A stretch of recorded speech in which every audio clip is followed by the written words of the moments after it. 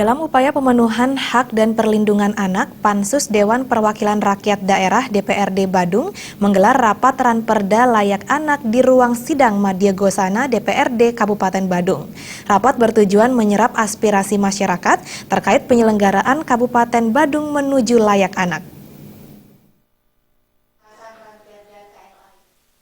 Anak merupakan potensi bagi pembangunan suatu bangsa. Pembinaan dan pengembangan perlu dilakukan secara dini dengan menyusun kebijakan yang berpihak terhadap kepentingan anak.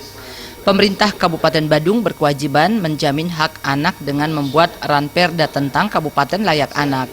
Tujuan pembuatan Ranperda adalah menjamin pemenuhan hak anak dalam menciptakan rasa aman, ramah, dan bersahabat, serta melindungi dan mengembangkan potensi, bakat, dan kreativitas anak.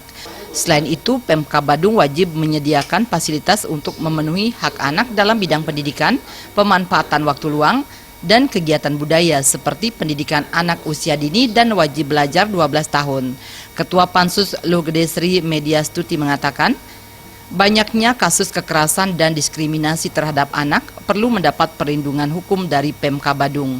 Sebagai anggota Dewan, Luh Gede Sri Mediastuti harus ikut turun ke lapangan untuk melihat kondisi yang terjadi.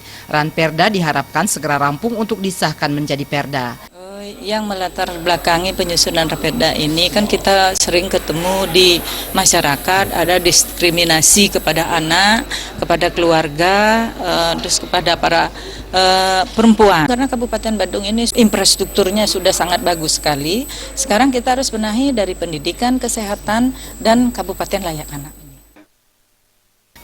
Rapat dibuka oleh Wakil Ketua DPRD Kabupaten Badung, Madi Sunarte.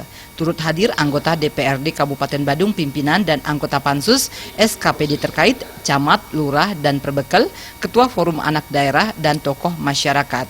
Wakil Ketua DPRD Badung, Madi Sunarte mengatakan, dari segi pertumbuhan ekonomi dan kesejahteraan masyarakat serta fasilitas yang memadai, sudah sewajarnya Badung menjadi Kabupaten Layak Anak.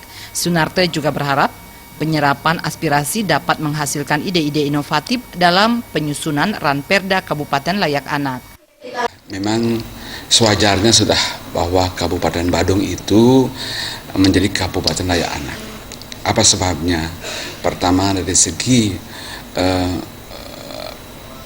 pertumbuhan ekonomi maupun APBD yang cukup tinggi, sehingga kesejahteraan masyarakat pun di Badung cukup bagus. Dengan demikian, anak adalah merupakan masa depan bangsa, di mana juga merupakan harapan bangsa, sehingga mereka punya hak ya untuk menikmati kehidupan.